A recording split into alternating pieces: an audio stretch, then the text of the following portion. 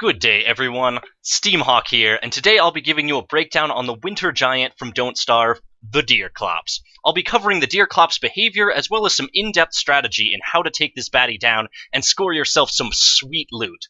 Let's get started. First of all, this is the Deerclops.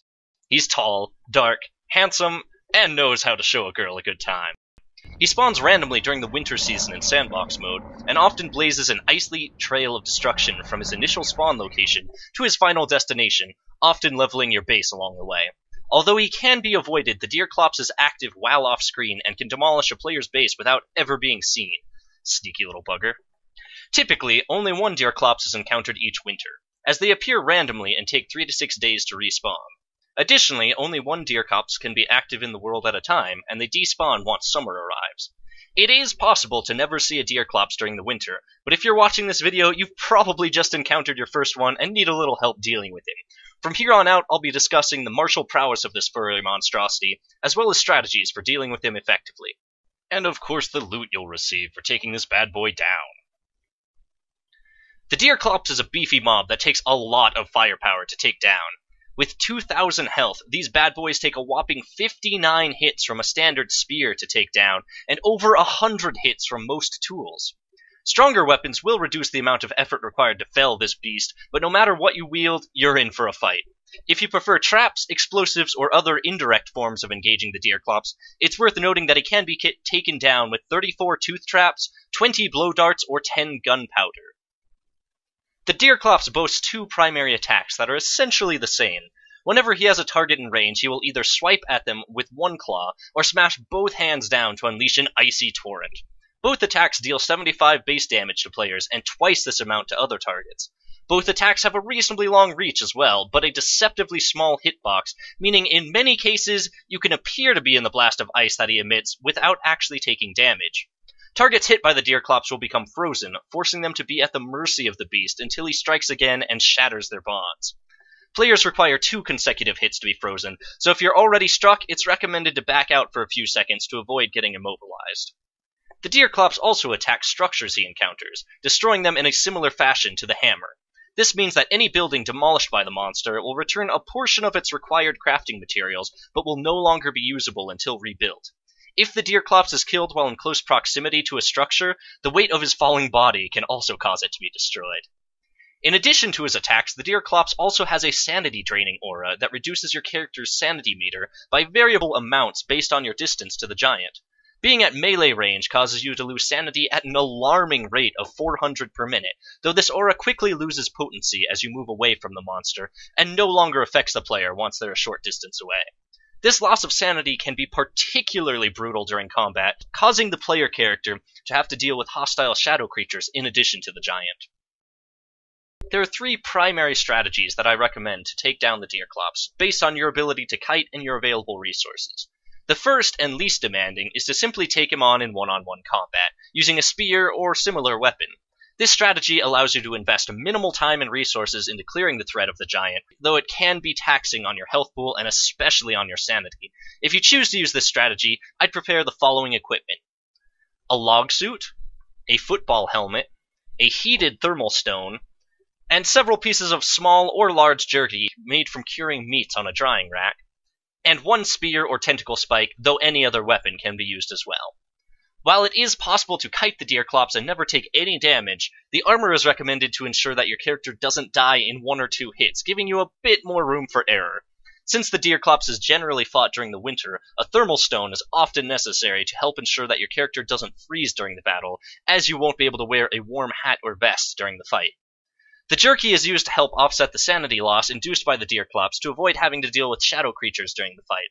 And of course, the weapon is to be used to smack the Deerclops on his foot until he keels over dead. Since the Deerclops does 75 base damage to players, and we have 60% damage reduction from the log suit, coupled with the 80% damage reduction from the football helmet, we end up only taking 6 damage per hit if we mess up and get struck by the monster.